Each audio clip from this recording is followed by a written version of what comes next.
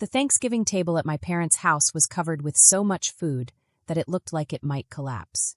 There were big bowls of mashed potatoes, gravy, stuffing, cranberry sauce, roasted vegetables, and of course a huge turkey in the middle. Everyone was talking, laughing, and sharing stories about what they had done that year and what they were thankful for. There were 23 relatives sitting around the long dining room table. The room was full of noise, but I was quiet.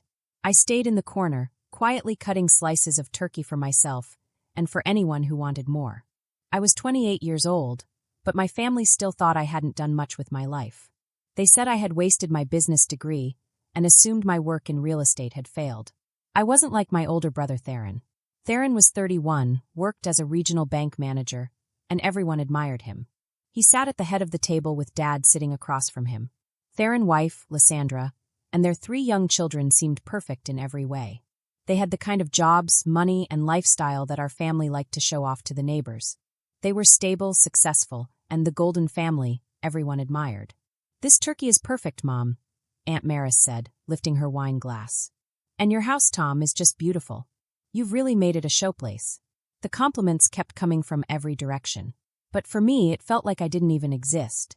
Even though I had quietly paid for the new kitchen, fixed the roof, and covered the property taxes for the past 2 years, no one ever thanked me.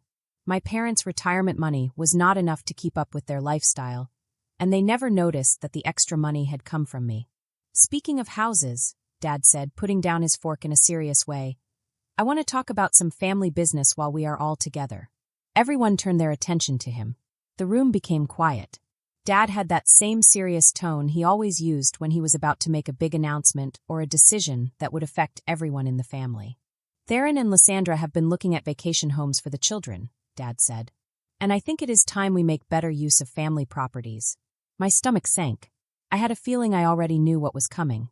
"Your brother's children need a vacation home," Dad said, pointing to Theron's kids with pride in his eyes. "They deserve a special place to escape to every summer. A place to make memories that will last a lifetime." Uncle Corwin nodded and said, "Wonderful idea, Tom. Family properties should help the grandchildren. That's how it's always been." Dad reached for a manila folder on the sideboard. "That's why I've decided to transfer the beach house on Sunset Drive to Theron and Lysandra." The words hit me like a hammer to the chest. That beach house was not just some family vacation property. It was my home. It was also the headquarters for Nick's Property Holdings, the real estate company I had worked so hard to build over the past 4 years. "Dad," I said quietly, trying to stay calm, "you can't transfer that property." He barely looked at me. "Silvara, I know change can be difficult," he said, "but that house is being wasted on you. You don't use it for anything important." "I live there," I said, my voice steady even though anger was rising inside me. Theron leaned forward with a fake, pitying look. "Sir, you only rent a room there sometimes. That's not the same as actually owning property," he said in a patronizing tone. Lysandra nodded in agreement. The children would get so much more out of it. They could invite friends, learn to sail, and have real childhood memories, she said. Dad opened the folder. "I've already prepared the paperwork. The transfer is simple. Just family helping the family make better use of resources." Terrian, our family notary and my cousin, pulled out some papers with a serious expression. He handled real estate deals for extra money, and it was clear he had been briefed on this plan before dinner even started. "Everything is ready to sign," Terrian announced. "I have the deed transfer, the tax documentation, and the title insurance papers. We can make it official right now." The other relatives murmured in approval. They were impressed by Dad's organization. Aunt Maris clapped her hands together. "How wonderful, Theron. You'll have such a beautiful place for the children to enjoy every summer." I watched in horror as they spread the documents across the dining room table, pushing aside dinner plates to make room for what they thought was a generous family gift. Terrian said, "The property's assessed value is $340,000, but the market value is probably closer to $450,000, Theron." Theron smiled broadly. "What a great deal. The children will love it." Dad added, "This is incredibly generous. The kids will have such a special place." Just then my phone buzzed. I looked at it and felt a small sense of relief. Perfect timing. "I need to take this call," I said, standing from the table. "Silvara, we're in the middle of family business," Mom protested. "Whatever it is can wait." "No, it can't," I said, pressing the phone to my ear. Ms. Nix, this is Maris Quinlan from the County Deed Registry, said a clear voice through my speaker. I'm calling about the attempted property transfer for 1847 Sunset Drive. The room went completely silent. Even the turkey and mashed potatoes seemed unimportant now. Terrian looked up from his paperwork, confused. Attempted transfer? I repeated, loud enough for everyone to hear. Yes, we received documentation today for a property transfer, Maris explained, but our records show some irregularities that need immediate clarification. Dad's confident expression faltered. What kind of irregularities? Sir, are you involved in this transaction? Maris asked.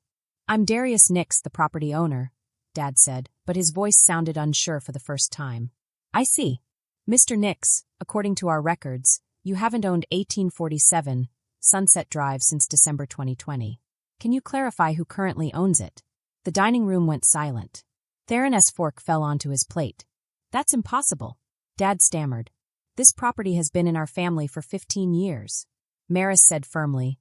It was in your family until it was purchased by Nix Property Holdings in December 2020 for $285,000 plus assumption of all debts.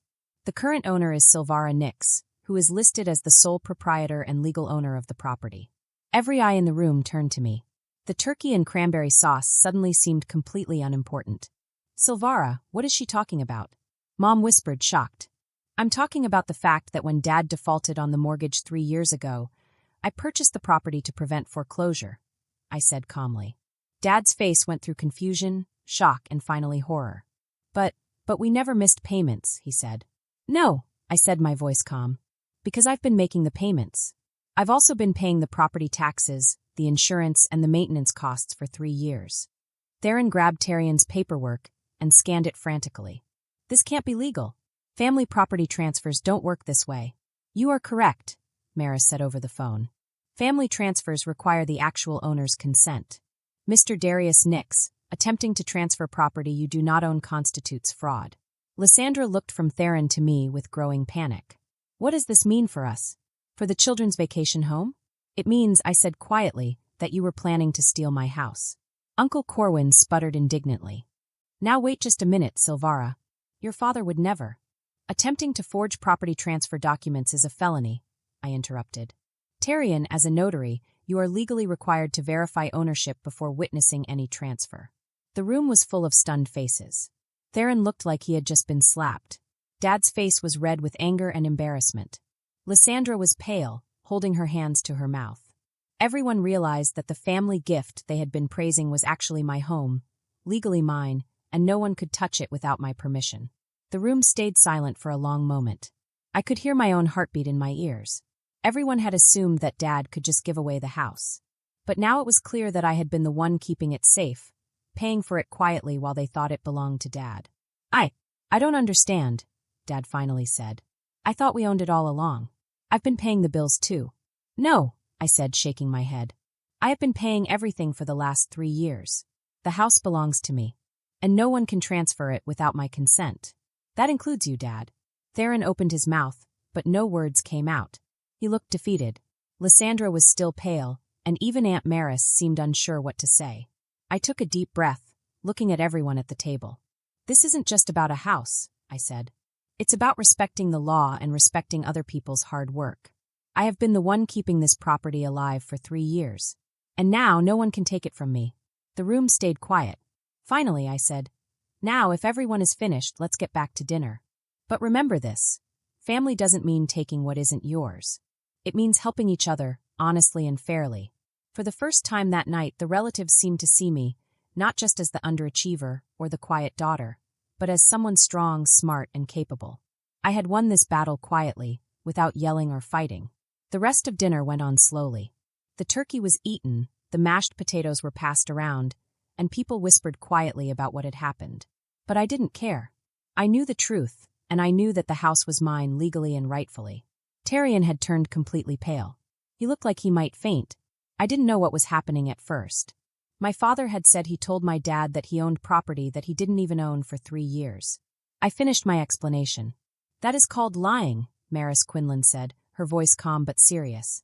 It is called trying to trick someone. She looked at my dad. Ms. Nix, she asked, do you want to report your father for trying to steal your property? The question felt like a huge balloon ready to pop. Everyone around the table went quiet. My dad gripped the edge of the table tightly, looking scared and white. Theron looked like he might throw up right there. I looked straight at my father. That depends, I said. It depends on whether this stops right now, completely, and never happens again. Mom finally spoke, but her voice was barely a whisper. Silvara, honey, we didn't know you owned all this property. Why didn't you tell us? When would I have told you? I asked. During the 5 years you said real estate work was just playing with houses? Or during the family dinners where you told me I needed a real job? Aunt Maris tried to save the situation. But Silvara dear, surely this is all just a misunderstanding, she said, her voice soft. No misunderstanding, I said firmly. Nick's Property Holdings owns 17 properties across 3 counties. The beach house is my home and my office. The gasps around the table were loud. Cousin Terrian looked like he wanted to disappear entirely. 17 properties? Theron whispered, almost like he couldn't believe it. With a total value of $6.2 million, I added calmly. I'm not playing with rentals. I am running a real multi-million-dollar real estate business. Maris Quinlan spoke again.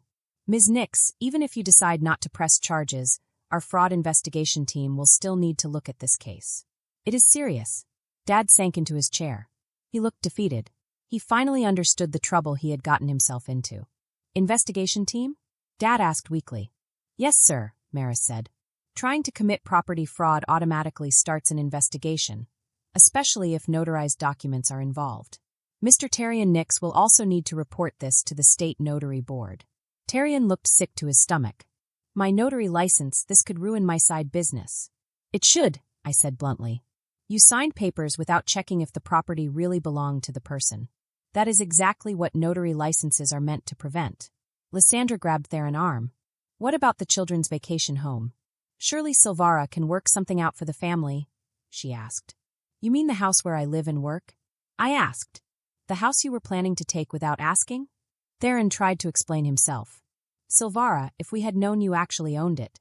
You would have what? I interrupted. Asked nicely before trying to steal it? The ownership was never the issue. The theft was. Maris Quinlan continued her professional work. Ms. Nix, you will need to come to the courthouse Monday morning to file an official report. We also need to flag your properties so that nobody can try this again. Thank you, Miss Quinlan. I will be there first thing Monday morning. Wait, Dad said desperately. Silvara, surely we can handle this privately. As a family? Family? I repeated slowly. Like how you handled buying my property when I saved your house from foreclosure. Or like how you planned to give away my home without telling me. The room went completely silent. The air felt heavy with guilt and dawning understanding. Actually, I continued, there is more to this story that everyone should hear. I pulled out my own folder from my purse. I had brought it specifically for this conversation. Maris, while I have you on the line, could you confirm the other properties owned by Nick's Property Holdings? I asked. Certainly, she said. You own 1847 Sunset Drive, 234 Oak Street, 567 Pine Avenue. As she read each property, more family members realized places they had visited or heard about. The little rental on Pine Avenue where Cousin Zev lived.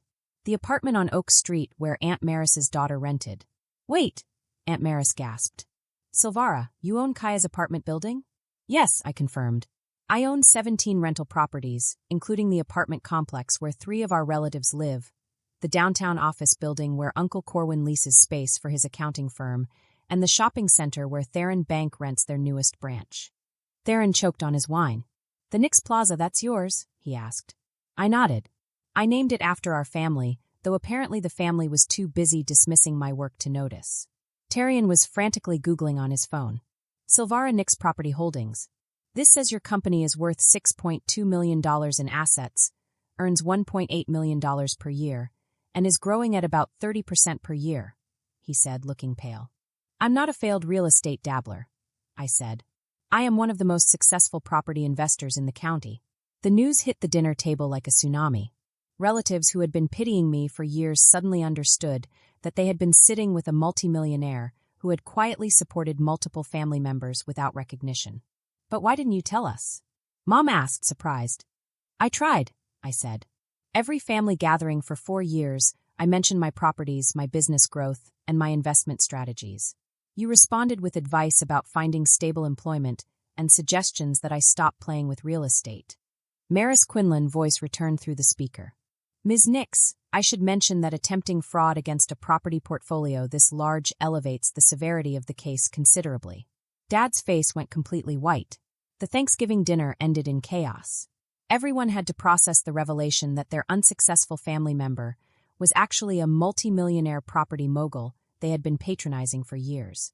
Tarian packed his fraudulent transfer documents with shaking hands, knowing his notary career was effectively over. Silvara, Dad said quietly as the family dispersed, I need you to know I had no idea about any of this. You had no idea because you never asked, I replied. For years of me building a business empire, while you planned my life around your assumptions. Mom dabbed her eyes with a napkin. What happens now with the investigation? She asked. That depends on whether this family learns to respect my actual achievements instead of dismissing them, I said calmly. Theron approached hesitantly. Silvara, about the beach house. I'm sorry.